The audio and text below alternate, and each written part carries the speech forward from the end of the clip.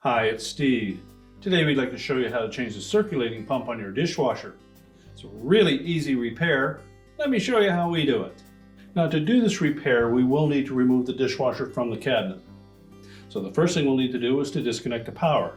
So locate the electrical panel, turn off the appropriate breaker or remove the appropriate fuse. You'll also need to turn off the inlet water supply, and you may also have to disconnect the drain from below the sink, depending on the length of your drain hose. We'll also need to remove the mounting screws that secure that dishwasher to the bottom of your countertop, and then we can pull that whole assembly out and do the repair. Now, with the dishwasher removed from the cabinets, the next thing we want to verify that there are no items on either the upper or lower rack. And we also suggest that you remove that lower rack and set that aside. Now, with the dishwasher removed from the cabinets, you can either lay it on its side or on its back. To remove the old pump, the first step will be to disconnect the wire harness. So locate that harness, and you'll note that there's a locking tab there. We simply need to depress that locking tab and remove it. Now next, we'll need to remove the mounting bracket. It's held in place with 2 screws. These are typically number 20 Torx head screws.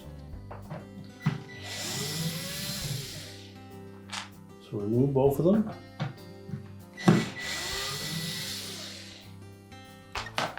And then while supporting that motor assembly, we'll just slide that bracket away from the motor and pump housing.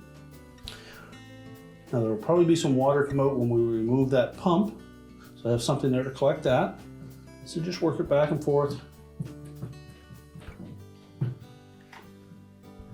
until we can pull it out. We'll discard the old motor assembly. Now, with the pump removed, our next step will be to clean this opening up, just to make sure that there's no grit or debris in there. So wipe that out nice and clean. Now, before we install the new motor, we'll need to put the O-rings on there first. There are 2 grooves for those O-rings. The larger one will fit in this groove, and the smaller one will fit in the groove closer to the impeller. So we'll put the larger one on first. Just roll it down into place.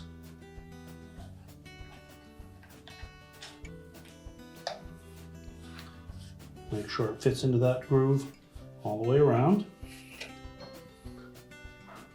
Do the same for the smaller one.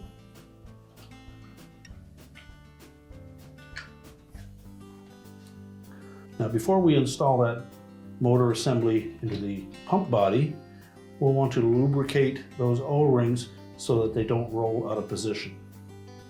So either a little bit of liquid dish soap, just a drop or 2, all the way around it on both O-rings, or you can even get away with just using some water.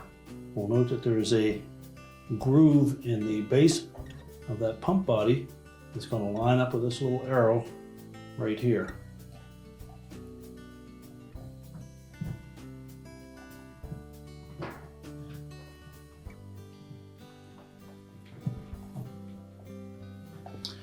Now, once we have the pump pressed firmly onto the pump housing, we'll then reinstall our horseshoe-shaped mounting clip.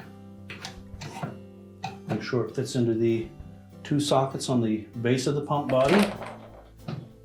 Press it into place, and the screw hole should line up. Install the 2 retaining screws. Now, if your model uses this style of wire harness, we simply need to plug that into the new motor. If you had a different style, you'll want to use the wire harness adapter kit that came with that motor. You'll note that there are 2 loose terminals and then a plug that plugs directly into the motor. You would need to cut off the old wire harness ends and crimp them into these butt splice connectors, and be sure to use the heat shrink that came with the kit to seal up those connections. In this case, we have the original style harness connector that will simply snap right into place. Make sure the locking tab engages with that harness. Now we're ready to stand the dishwasher up, push it back into the cabinets, and secure it to the bottom of our countertop. We can now turn on the inlet water supply, reconnect the power, and your repair is complete.